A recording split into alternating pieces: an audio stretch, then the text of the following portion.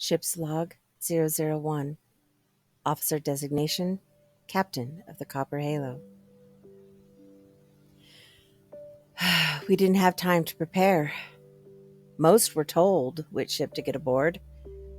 We didn't even have a specific destination other than a quadrant in space. We hoped to find a moon or a planet, something that's habitable. Just before getting into their cryo chambers, the passengers looked out the window at our dying planet. They said their tearful goodbyes. Sadness for our losses, fear of the unknown, and hope for the future were their last words as they prepared for cryostasis. The journey is long. We've only had one view of this quadrant from the drone we sent not very long ago. No time to fully analyze the information we received from it. Hell, we barely managed to log the star charts to even get back there before we had to leave our beloved home. I'm the last one awake now on the Copper Halo, double-checking the navigation systems, the cryo system, engine stabilizers, and even the mainframe computer that will basically be in charge of my ship while we're traveling. We should arrive at our destination in 55 years, give or take a year or two for navigating around asteroid fields or any other unforeseen obstacles. So much panic and mass confusion as everyone raced to take to the skies and out of the gravitational pull before our beloved homeworld was destroyed. Many of the ship captains, myself included, managed to make sure we had plenty of supplies, food, and even necessities to help rebuild when we get to where we're going to be. Some of the ships brought a little more technologically advanced materials from our society.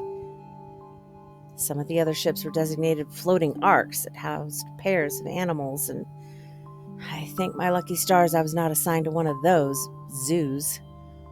Can't imagine the smells and sounds of those ships. And still, other ships were designated as, shall we say, gardens, full of plant life. As for me, I look forward to the future with anticipation and even trepidation, as we're not quite sure what we will find when we arrive at the new quadrant. Still hopeful. Over and out, Captain Brexan Dane.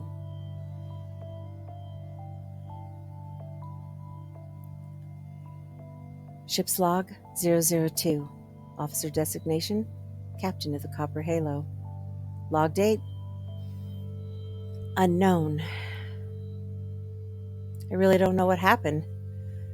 From what I can tell, there's limited star charts of this quadrant at my disposal. We do seem to be in the correct quadrant.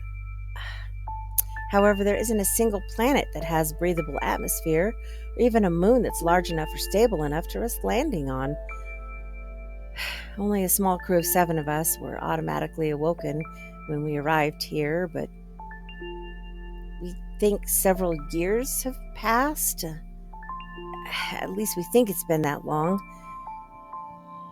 The computer is malfunctioning, and the date, time, and precise location just aren't there. And now we are going to have to try to find another quadrant that's completely uncharted at this point. We're also concerned we haven't heard or seen from any other ships that left at the same time we did. We've had no responses at our attempts to communication through ship-to-ship comm system. Whether we're alone or not in our decision to continue on searching for a habitable planet in another quadrant remains to be seen. And how are we even going to let anyone else know where we're going? We've programmed the new coordinates into the navigation system. And back to cryostasis we go again, at the mercy of a computer that seems to be malfunctioning. Still hopeful. Captain Dane, over and out. Ship's log 003. Officer designation, Captain of the Copper Halo. Log date, unknown. How long has it even been? The computer malfunctioned again, and this time it only woke me up. I should have recorded this log a long time ago. before my hair turned gray, but I've been working so hard to keep this ship functioning properly. I haven't even had time to do anything but work and work and more work and just a tiny bit of sleep. I'm also eating into the rations we brought with us, but with the crew and passengers still asleep, I don't have a choice. I just can't trust this broken down computer to do what it's supposed to do, and I need to get everyone to safety somewhere. We've entered a new quadrant, and preliminary scans do show a potentially habitable planet. I'm hopeful. It has clean air with just the right amount of oxygen and carbon dioxide. There's rich plant life, lots of water, lots of land, and even signs of life, mammal and reptilian so far. The scans are actively still searching the whole planet, so I'm unsure what we will find. But I just wish the others could see this beautiful sight that I'm seeing from space right now.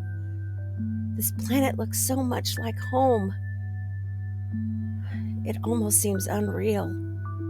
Sometimes I wonder if I'm dreaming or possibly hallucinating from breathing the thin recycled air in my ship for so long, or from being alone with no one to talk to other than my tools and this crazy broken computer. I've set a course for that planet's surface. Hopefully I can ease her down for a smooth landing and wake up all the passengers without much assistance from this pretty much useless computer program that's supposed to be doing all of this stuff itself. I haven't manually landed a ship since my days back in the flight academy, but that was so long ago.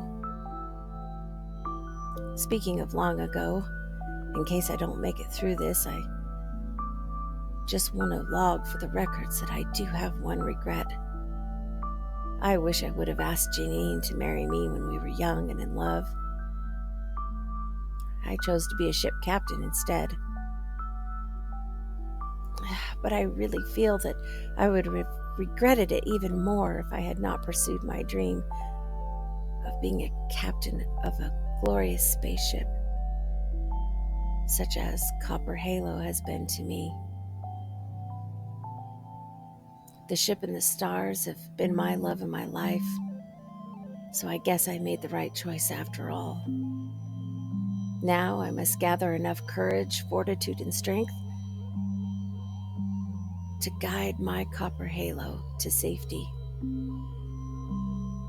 Over and out, hopefully not for the last time, Captain Dane.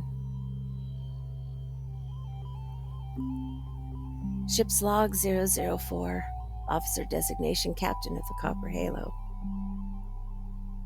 Log date still unknown.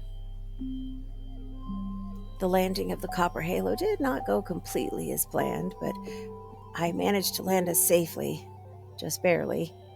The long process of then manually waking the crew and all of us waking up the passengers has taken far longer than we thought it would. We've also hit a terrible snag again. Seems our lovely broken computers decided it will only allow passengers to wake up in small groups. It is also deemed manually pulling anyone out of cryostasis is a liability. It has decided the extractions will only be done by it, and whenever it feels like it, even though it doesn't have emotions.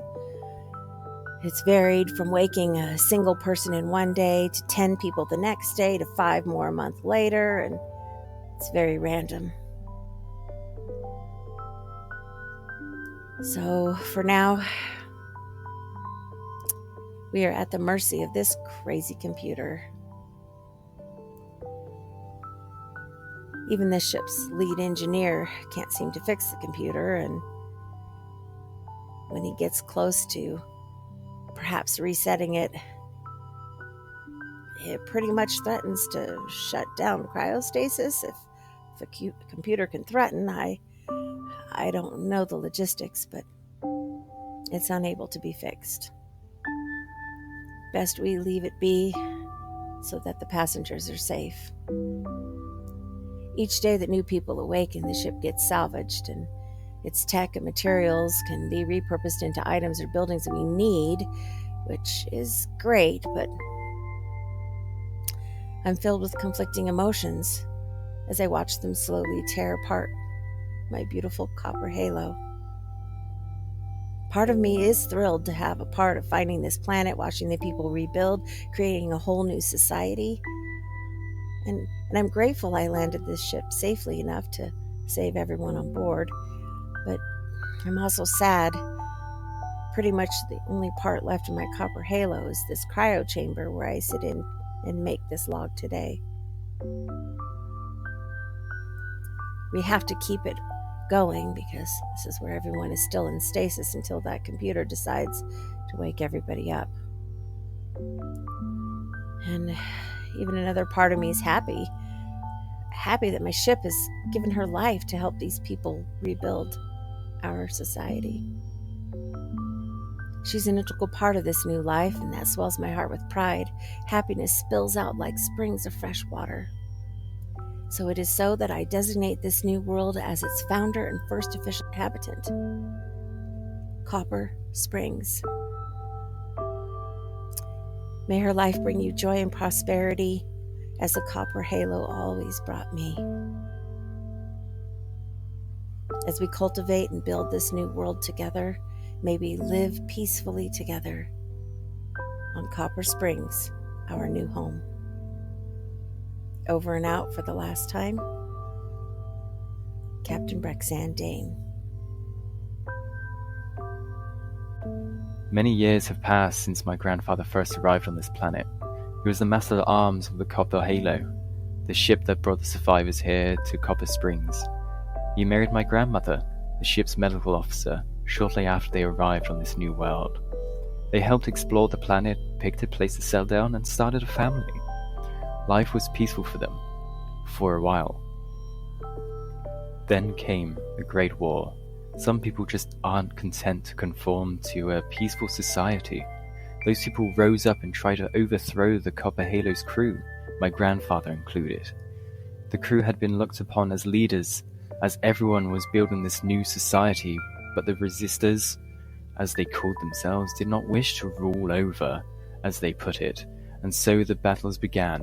My grandfather fought bravely alongside Captain Dane and many others, until both sides made a grievous error in judgment. An entire tribe of peaceful tree dwellers was wiped out in a single day, when they refused to choose a side to fight alongside. It was said that both sides of the conflict joined together to take that village out. It was this awful battle that made them both realize they were wrong to fight for control. The needless bloodshed was over. No one deemed the victor, and the mourning for the treetop village brought everyone on Copper Springs together in peace, for the first time in a very long time.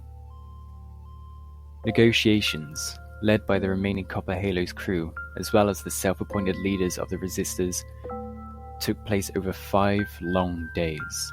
Finally, an agreed-upon arrangement was signed and enacted. The resistors claimed the portion of the land they wished to inhabit, where they could live as they saw fit. They named their land Exodus. The remaining inhabitants of Copper Springs came together and built a memorial in honor of those lost during the war, which included Captain Dane. They named their land Halo, in honor of the Copper Halo. A small town was built at the shores of the bay near what was left of the ship, so they named the town Halo Bay. It has become the hub of trading and merchant sales, and is an agreed-upon safe place for people from both Halo and Exodus to come to do business. Grandfather and grandmother and the rest of the ship's crew have long since passed, but this story I told you today is the way we will always remember to abide by the agreement between Exodus and Halo. No matter which place you choose to live, never forget the sacrifices and mistakes both sides made so they will have the freedom to choose. As you awake from what seemed like 1,000 years of dreamless sleep, you feel gentle arms helping you walk outside the cryo chamber. The sun is bright, there's a gentle warm breeze, and you feel sand beneath your feet. You still cannot see who is helping you, but you hear them say something to you.